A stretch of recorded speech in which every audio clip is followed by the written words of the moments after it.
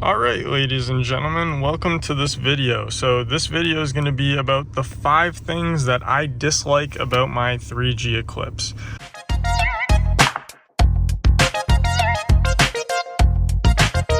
So the first thing, right off the bat, we're going to talk about the Sunvisor. I do not like this Sunvisor.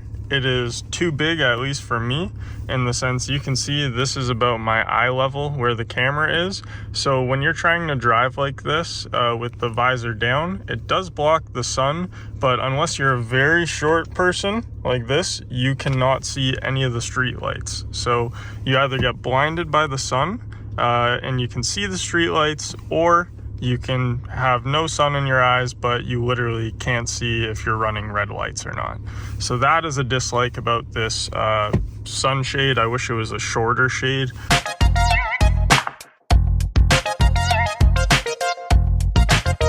A lot of the things about this car have to do with the size of me. The second thing is going to be, I don't know how well you're going to be able to see me, but the actual height.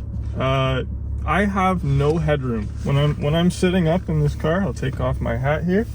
When I'm sitting up in this car, my head is touching the roof pretty much. That's why I have the seat doing this kind of gangster lean here.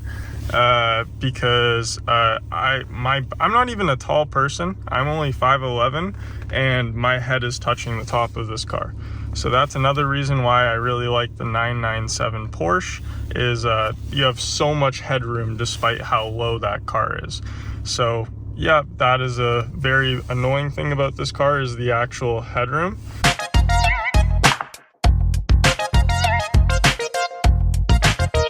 Another thing, while we're at complaints, this part, my knee always rests on this plastic here, and it is so uncomfortable. I don't know if it's because I have a lazy leg and I go like this, but I hate how the plastic feels on your knee here. I wish it was like they had some leather or some cushion here or just something, because that's really annoying.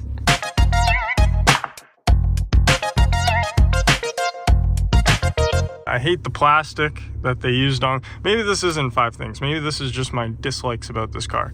I hate the plastic dash they used. They're notorious for cracks. Mine has cracked. It happens on pretty much all these cars.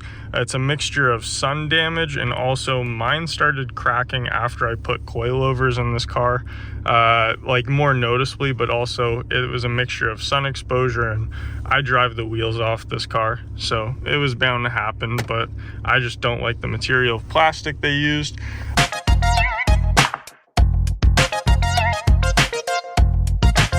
A common complaint about this car, especially for a stick shift like this: cup holders. Like, you cannot use this cup holder. You have another one under here, but it's basically useless. So yeah, the 3G Eclipse has absolutely terrible cup holders.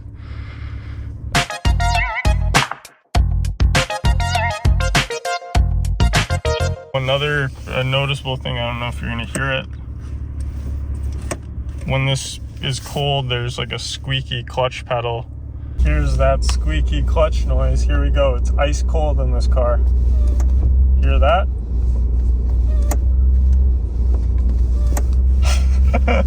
It's like a clown nose.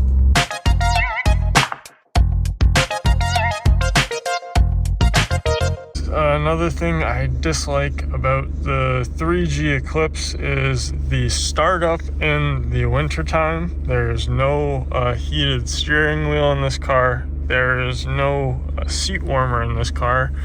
And until you start driving for about 5-10 minutes or so, especially here in Canada, it is not a pleasant, warm experience to start the car. Also, being a manual, you don't have an auto start, and I don't think there's an option to make manual cars automatically start. But yeah, other than that, really like this car.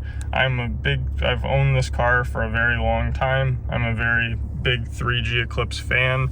Like, I love these cars, and I love the way they drive. I love the driving dynamics of them. I like the reliability of them. I like the ability that you have as an owner to work on it. But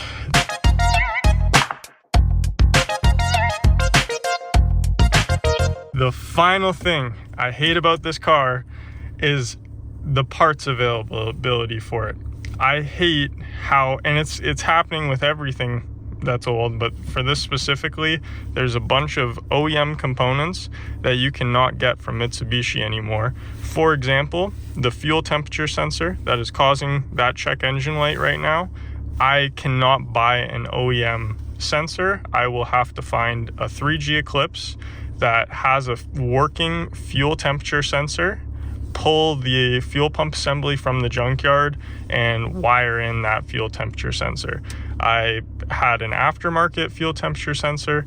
I put in a Mitsubishi RVR fuel temperature sensor, which is currently in the car, but the voltage readings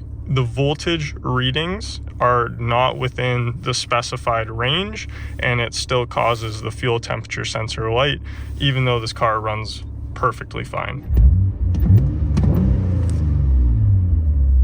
Another big complaint about this car is the lack of aftermarket support. So if you want to do things in the aftermarket, it is possible to do things with these cars, but you're much more limited than other platforms, say Hondas or other things like Nissans or whatever it might be.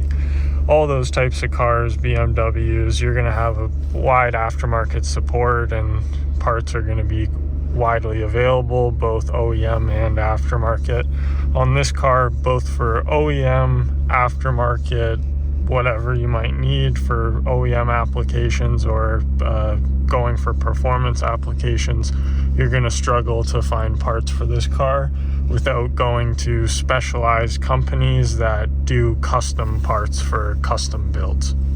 Thank you for watching. That's my video on the 3G Eclipse and a few of my complaints with this car. Just some things to note before you purchase one of these. Not that many people are going to be doing that in 2025. Thanks a lot. Have a great day. As always, thanks for watching. Please comment below 5 things that you dislike about the 3G Eclipse, or send me a whole list of things, or just tell me one thing. Anyway, see you in the next video. Peace.